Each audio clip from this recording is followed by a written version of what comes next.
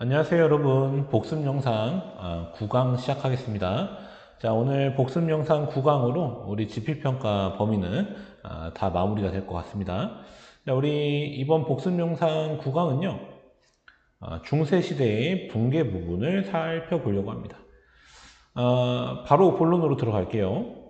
서양 중세사회의 핵심은 봉건제였죠. 근데 이 봉건제라는 건 주종제와 장원제라는 요소로 구성이 된다고 얘기했습니다. 근데 중세 후반부에 가면요, 이 주종제나 장원제의 요소가 점점 무너지는 그런 현상이 나타나면서 기존의 지방 분권적 사회에서 점점 중앙 집권사회로 가는 겁니다. 아시겠죠? 그러니까 결론부터 얘기하면 이런 거예요. 봉건제가 무너지면서 중세 사회의 특징인 지방 분권적 사회가 무너지고 이제 왕권이 강화되면서 중앙 집권화가 된다라는 거죠. 근데 이게 각각의 요소가 어떻게 붕괴되는지를 좀 살펴볼 필요는 있습니다. 자, 먼저 볼 거는 그 중에 장원제라는 요소예요. 자, 장원제는 이미 여러 십자군 전쟁 이후에 상업과 도시가 부활하면서 점점 이제 변화가 생긴다고 지난번에 얘기를 한 적이 있습니다. 특히 여러분 상업과 도시가 발전하면서 장원, 농촌에서도 이제 자급자족 경제가 아니라 상품화폐 경제로 서서히 발전을 하는 거죠. 그래서 아무래도 이 장원을 운영하는 영주 입장에서는 강제 노동을 통해서 생산물을 생산하는 것보다는 뭔가 조금이라도 임금을 주고 노동자를 통해서 농토를 경작해서 나오는 물건을 파는 게 더 이득일 수 있어요. 왜냐하면 강제 노동에 비해서는 조금이라도 임금을 주면 생산성이 조금이라도 높아지거든요. 그래서 조금씩 농노가 약간 해방되는 모습도 나타나긴 합니다. 자, 근데 이러한 흐름을 가속화시킨 게 뭐냐? 바로 14세기에 등장한 흑사병이라는 질병입니다. 자, 이 흑사병이라는 건요, 중앙아시아 쪽에서 이렇게 유입이 된 건데, 자, 그것 때문에, 여러분, 유럽 인구의 3분의 1 이상이 죽었다고 합니다. 자, 이러다 보니까 인구 감소가 크게 생길 수밖에 없겠죠. 자, 유럽에서는요, 이미 인구가 이렇게 올라가다가 좀 꺾이는 상황이었어요. 꺾이는 상황이었는데, 이때 이제 흑사병이 발발하면서 더 급속하게 하락을 하게 되는 거죠. 자, 인구가 감소한다는 건 아무래도 노동력의 가치가 높아지는 그런 현상이 나타날 수밖에 없는 거죠. 자연스럽게. 그래서 농노의 지위가 높아질 수밖에 없는 그런 현상이 나타난다는 겁니다. 그러니까 노동력의 가치는 올라가고요. 반면에 곡물 가격은 떨어져요. 왜? 사람이 없으니까. 자, 이렇게 되니까 이제 여기 보시면 장원을 소유한 영주들이 농노의 노동력 대신에 현물이나 화폐로 지대를 받는다라고 나오잖아요. 그러니까 이게 좀 어려운 말인데, 그러니까 장원이 있으면요, 이렇게 장원이 있으면 가운데 영주의 집이 있죠. 영주의 성이나 집이 있습니다. 그리고 이 넓은 농토를 농민들한테 대여를 해줘요. 빌려주죠. 자, 빌려주고 그 대신에 그동안에는 강제 노동력을 통해서 영주가 직접 운영하려고 했던 땅이 있어요. 그 중에서. 자, 이런 땅을 농노를 통해서 운영했던 건데, 이제는 점점 상품화폐 경제가 발달하다 보니까 먹고 사는 건 기본이고 내다 팔아야 된단 말이지. 내다 팔려면 요 지역을 이제 농로로 한다기보다는 이제 다른 지역을 빌려준 요 땅에서 얻은 지대 있죠. 현물 지대 같은 거. 이걸 받아서 여기에 노동력을 고용해가지고 농토를 경작해서 거기서 상품을 수확해서 파는 거죠. 그런 식으로 가는 건데 문제는 뭐냐면 중세 후반부에 가면서 이제 인구가 줄면서 노동력의 가치가 높아지죠. 그러니까 이 지역을 노동력을 동원해서 운영하는 게 좀 효율성이 떨어지는 겁니다. 그래서 차라리 이 지역도 농민들한테 대여를 해주는 게 낫겠다라고 생각을 하게 되는 거죠. 그래서 일부 영주들은 요거를 이제 여기 나온 것처럼 그냥 소작농들한테 빌려줘요. 빌려주고 거기서 지대를 받는 겁니다. 여기 나오죠. 임대료. 지대를 받는 식으로 바꾸는데요. 그 지대에는 크게 두 가지 방식이 있어요. 여기 나오는 현물지대가 있고 화폐지대가 있습니다. 자, 처음에는 현물로 받았어요. 현물이라는 건 곡물, 실제 물건을 얘기하죠. 자, 그런 걸로 받았는데 여러분 아까도 얘기했지만 고가가 점점 떨어진다고 했습니다. 먹는 사람이 별로 없으니까요. 그래서 이제 영주들은 점점 화폐지대로 바꾸는 그런 현상이 생긴다라는 거 아시면 되겠습니다. 어쨌든 중요한 건요, 이런 식으로 바뀌면서 이제 농노들은요, 더 이상 부자유한 그런 신분에서 머무르지 않고요, 이제 소작농이나 임금 노동자 같은 모습으로 변화하면서 이제 농노가 해방되는 그런 모습이 나타나는 거죠. 근데 일부 영주들은 그런 흐름에 반대해서 오히려 과거의 강제노동으로 회귀하려고도 합니다. 자, 이렇게 되니까 오히려 반란이 발생하죠. 자크리의 난이나 와트 타일러의 난 같은 게 발생하기도 했던 겁니다. 그래서 결론적으로는 결국 강제노동으로 가려고 했다가 또 다시 돌아가요. 그래서 많은 서유럽의 영주들은요, 더 이상 그 지역을 굉장히 강력하게 지배하던 그 영주로서의 지위가 이제 무너지고요. 단순한 지주의 지위로만 떨어지게 된다.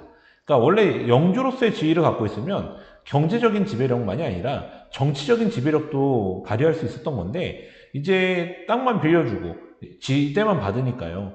경제적 관계만 있잖아요. 그래서 거기서 이제 부재한 어떤 정치적인 그런 관계는 이제 국가가 중앙에서 관리를 파견하면서 중앙 통제력을 강화하기 시작하는 거죠. 그래서 여기 맨 마지막에 나오는 이런 내용이 그런 내용을 얘기한다고 생각하시면 되겠습니다. 자, 마지막으로 볼 게 뭐냐면 이제 주종제인데요.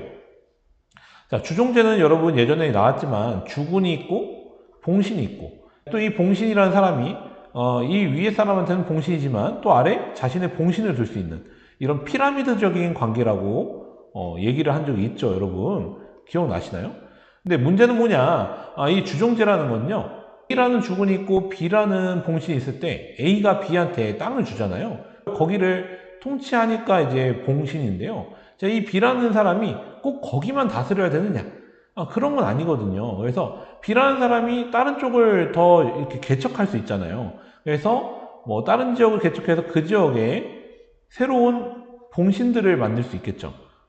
자, 이게 주종제의 복합적인 성격이라고 할 수 있는 겁니다.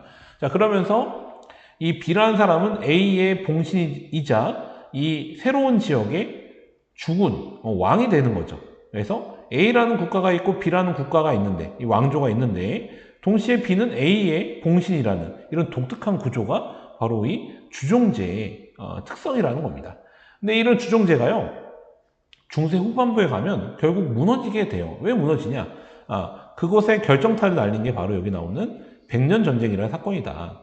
자, 백년전쟁을 이해하기 위해서는 이 주종제와 관련해서 영구광조의 성립과정 알아야 된다고 여기 나오죠.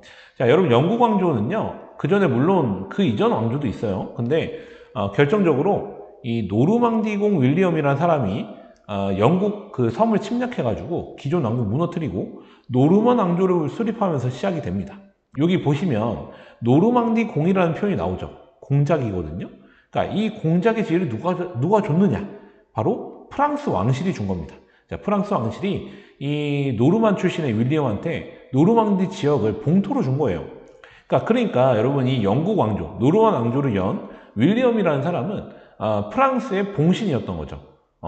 자, 근데 이때까지는 뭐 괜찮아요, 아직은. 근데 그 이후에 이제 보시면 노르만 왕조를 거쳐서 플랜테전의 왕조가 등장하죠. 그 다음에 프랑스에서는 카페 왕조가 있었어요. 네, 카페 왕조 이후에 발루아 왕조가 등장하는데 바로 그 전에 자, 카페 왕조의 마지막 국왕인 샤를 4세가 후사 없이 죽어요. 자, 그래서 후계자 문제가 발생하는데 이때쯤 가면 뭐가 문제냐면 이 플랜테저들 왕조랑 카페 왕조랑 혼인관계를 맺기도 했거든요.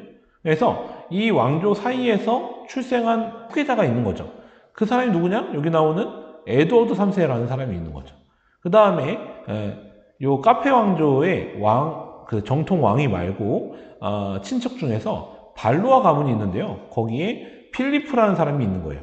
그래서 카페 왕조라는 이 프랑스의 왕조랑 어쨌든 좀 혈연적인 관계가 있는 사람이 크게 에드워드 3세와 필리프라는 사람이 있었던 겁니다. 이때쯤 가면요. 그래서 둘 다 프랑스 왕위 계승권을 주장을 합니다. 자, 근데 그 카페 왕조를 이어받은 건 이 중에서는 필리프예요. 그래서 이 사람이 필리프 6세로 즉위를 했고요. 그래서 이제 프랑스의 왕조가 카페 왕조에서 발로아 왕조로 바뀌게 되는 거죠. 근데 이거에 대해서 에드워드 3세는 받아들일 수가 없다고 이의를 제기합니다. 왜냐하면 어쨌든 에드워드 3세의 어머니가 카페 왕조의 왕의 딸이었거든요.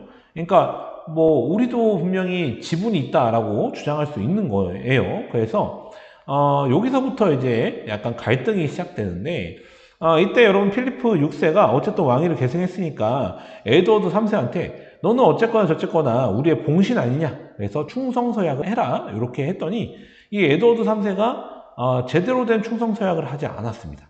자, 그래서 필리프가 에드워드 3세가 갖고 있던 봉토 중에, 프랑스 내의 봉토 중에 이 가스코뉴라는 땅을 몰수해버려요.